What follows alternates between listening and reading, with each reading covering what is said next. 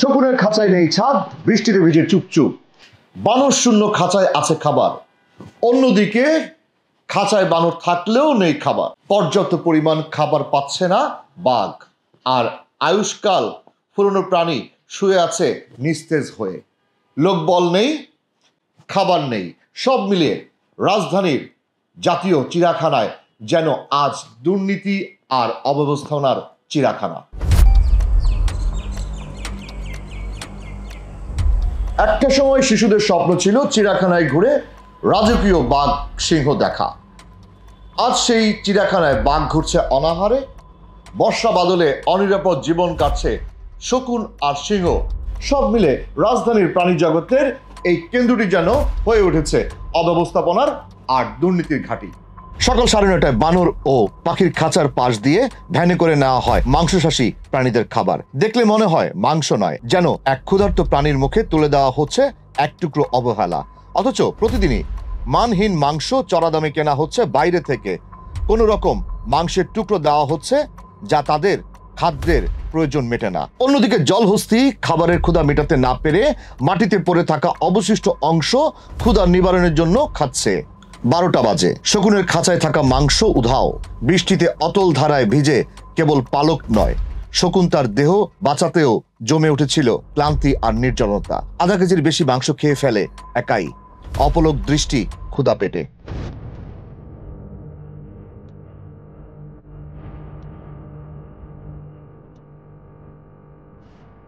কোনো পোষা কোনো প্রাণী যখন থাকবে, আমরা চেষ্টা করব তার শরীরের একটা নির্দিষ্ট ওজনের, তার শরীরের ওজনের একটা নির্দিষ্ট পরিমাণ খাবারটা যেন তাকে প্রোভাইড করা।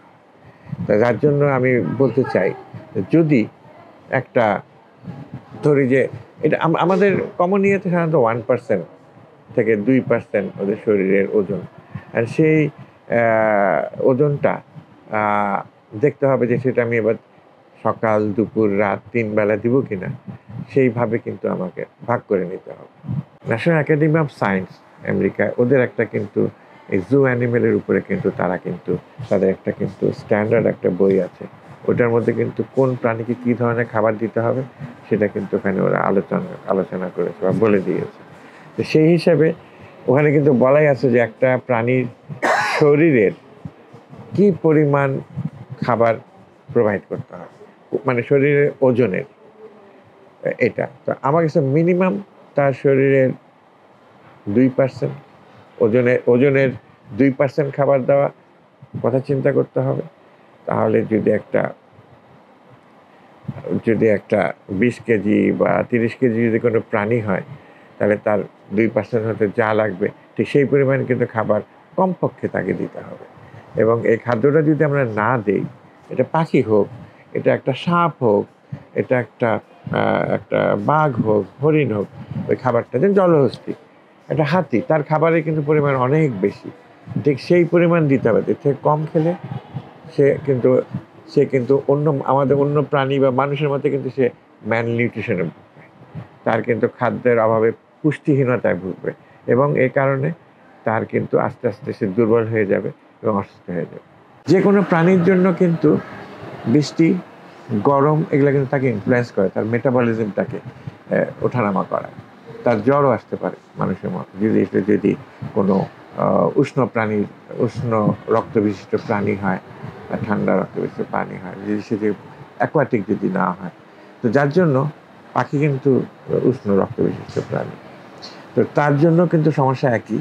সেরকম বানর বা ইঁদুর বা বিড়াল জাতীয় যেগুলো বাঘ, এদেরকেও কিন্তু শেড থাকতে হবে। সেই শেডের মধ্যে যেন তারা বর্ষার সময় যখন তারা খারাপ হয়, কিছু সময় সে ভিজবে, কিন্তু বাকি সময় সে শেডের নিচে যেন সরে যেতে পারে, ওখানে যেন নিজেকে যেন রক্ষা করতে পারে।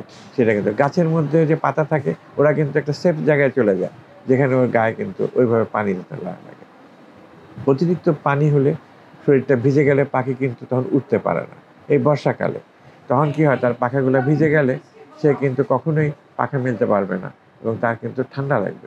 এটাও কিন্তু খেয়াল রাখার বিষয়। যে কোনো প্রাণী হোক বা যে কোনো প্রজাতি হোক, তাদেরকে কিন্তু আমাদের কিন্তু একটা অংশে শেডের মধ্যে রাখার ব্যবস্থা করতে হবে। আপনার এটা কিন্তু 60-61 সাল থেকে শুরু করে 72-73 সাল পর্যন্ত সময়ের মধ্যে চিড়িয়াখানার সমস্ত খাঁচা নির্মাণ হয়েছে, আর ডিজাইন হয়েছে আপনার 64 সালের মধ্যে। জি, বুঝতে পেরেছেন? তো এখন এইগুলো কিন্তু ইচ্ছা করলে আমি চেঞ্জ করে ফেলতে পারি না।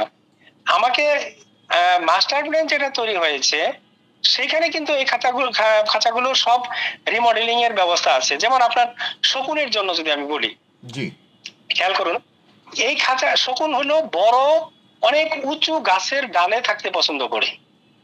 হ্যাঁ, ওকে, তাহলে আমার যে খাঁচা আছে ওখানে কিন্তু কোনো গাছ নাই, গাছ নাই। ন্যাচারালি কিন্তু তার যে থাকার হ্যাবিটেট যেটা সেটা কিন্তু এখানে প্রোভাইড করা যায় নাই। এখন এই যে মাস্টার প্ল্যানের মধ্যে আবার যেটা আছে সেটাতে কিন্তু অনেক উঁচু করে ওই গাছে ওঠার মতো, মানে পুরো একটা উঁচু গাছ খাঁচার ভিতরেই থাকবে। কথা বুঝতে পারছেন? জি, এই যে পরিবর্তনগুলো সেইগুলো প্রপোজ করা হয়েছে মন্ত্রণালয়ে, মন্ত্রণালয় বিবেচনা করছে। মন্ত্রণালয় এই বিষয়ে একটা প্রকল্প অলরেডি আপনার ডেভেলপমেন্ট খাতে একটা বরাদ্দ রেখেছে। হ্যাঁ, আমরা আশা করছি পরিবর্তন হবে। তো আপনাদের সহযোগিতা আমাদের দরকার। এই যে আপনার যে বিষয়টা বললেন যে শকুনের খাঁচাটা এরকম, এটা কিন্তু আমাদের মস্তিষ্ককে একটা নাড়া দেয়। হ্যাঁ, জি, যে হ্যাঁ তাই তো, এটা এরকম হওয়া উচিত, এটা এরকম হওয়া উচিত। হ্যাঁ, এই যে মস্তিষ্ককে নাড়া দেওয়া, it's very important for development. জি, এবার এটা খুবই প্রয়োজন। হ্যাঁ, অবশ্যই আমি আপনাকে ধন্যবাদ জানাচ্ছি যে আপনি দুইটা বিষয় উত্থাপন করেছেন। হ্যাঁ, এই যে দুইটা বিষয় অত্যন্ত সেনসিটিভ। একটা হলো আপনার অ্যানিমাল ওয়েলফেয়ারের দিক থেকে, আরেকটা বিষয় বলেছেন সেটাও অ্যানিমাল ওয়েলফেয়ার, প্লাস সেই সাথে যদি তাকে খাবার কম দেওয়া হয়, একদিকে ক্রুয়েলটি, অন্যদিকে হলো আপনার কারো দুর্নীতি বা কারো কোনো ইল মোটিভ জড়িত থাকতে পারে। দুইটা বিষয় খুবই ইম্পর্টেন্ট কথা বলেছেন। খুব স্বাভাবিক। বাঘের খাঁচায় যখন খাবারটা দেওয়া হয়েছে, এখন আপনি যে বিষয়টা বললেন, আমি আপনাকে বলবো যে হ্যাঁ, যদি এরকম কোনো ঘটনা ঘটে বা থেকে থাকে, জি, হ্যাঁ, তা আমার মানে আমার নলেজ পর্যন্ত আমি যেটুকু জানি এটা সম্ভব না। কারণ এভরি খাবার একজন গেজেটেড অফিসারের উপস্থিতিতে সরবরাহ করা হয়। একজন গেজেটেড অফিসার সাথে সাথে থাকবে, এনিম্যাল কেয়ারটেকার খাবার সরবরাহ করবে, কিন্তু একজন গেজেটেড অফিসার দাঁড়াই থাকবে। হ্যাঁ, এই বিষয়টা, তা আপনার যদি এরকম কোনো বিষয় থাকে আপনি একদিন আসুন, আপনি এসে সম্পূর্ণ ফুটেজ আপনি নেন। হ্যাঁ, আপনি একটু আমার সাথে কথা বলেন। আমি চেষ্টা করব যে যদি কোথাও কোনো অ্যানোমালিস থাকে সে বিষয়টা আমি অবশ্যই অ্যাকশন নেব, আমি সেটা আপনাকে আমি কথা দিতে পারি। Thank you. আমাকে আরেকটা জিনিস বলবেন, আপনার প্রতিষ্ঠানে এই পর্যন্ত কতজন চিকিৎসক কাজ করছেন? আমার এখানে ঠিক চিকিৎসা লাইনে এই মুহূর্তে কাজ করছে দুজন চিকিৎসক। ওখানে পোস্টেড আছে 3 জন। একজন ফাউন্ডেশন ট্রেনিং এ গেছে বিদায়, সেই মুহূর্তে অ্যাবসেন্ট, 6 মাস অ্যাবসেন্ট থাকবে। আর আমার বাকি 2 জন কাজ করছে। এমনি আপনার প্রতিষ্ঠানে কর্মচারী কতজন সব মিলে? সব মিলে 237টা আমার পদ, কাজ করছে এখন 179 জন। বাকি জন পদগুলো অ্যাবসেন্ট, মানে ভ্যাকান্ট আছে, শূন্য আছে। ওকে, এখন আমি আপনার কথাগুলো আমি সবই আলাপ শুনলাম। এখন ছোট্ট একটা বক্তব্য দেন আপনার মতো করে আমাকে। আপনি এক সময় আসেন, আপনার সাথে আমি কথা বলবো ডিটেলস। হ্যাঁ, আসলে টেলিফোনে আপনার অনেক কথাই বললাম। হ্যাঁ, আপনি আসেন এক সময়, আপনাদের কথা বলবো। আপনি আমার মানে পুরো বিষয়গুলোকে এসে দেখে ইনভেস্টিগেট করে এরপরে কথা বলেন। আমি গিয়েছিলাম কিন্তু আপনার ওখানে, আমি পাওয়ার পরে আমি পুরোটা গিয়েছি, গিয়ে ইনভেস্টিগেট করেছি। তারপর আমার কাছে মনে হয়েছে অ্যাটলিস্ট একটাবার আপনার সাথে কথা বলা উচিত, এই কারণেই আমি আপনাকে ফোনটা করেছি। এখন আমি আসলে আপনার সাথে এই মুহূর্তে কথা বলতে পারতেছি না, কারণ সব রাস্তা বেঁচে গেছে অলরেডি, নামাজের মানে লোকজন দাঁড়িয়ে গেছে, এরকম অবস্থা। হ্যাঁ, আপনি এক সময় আসেন। Thank you. জাতীয় চিড়িয়াখানার এই চিত্র শুধুই অব্যবস্থাপনা নয়, এ যেন পশুদের প্রতি চরম অবহেলা ও অপমান। এই চিত্র বদলাবে কবে? বদলালে একদিন হয়তো চিড়িয়াখানায় ইতিহাস হয়ে যাবে।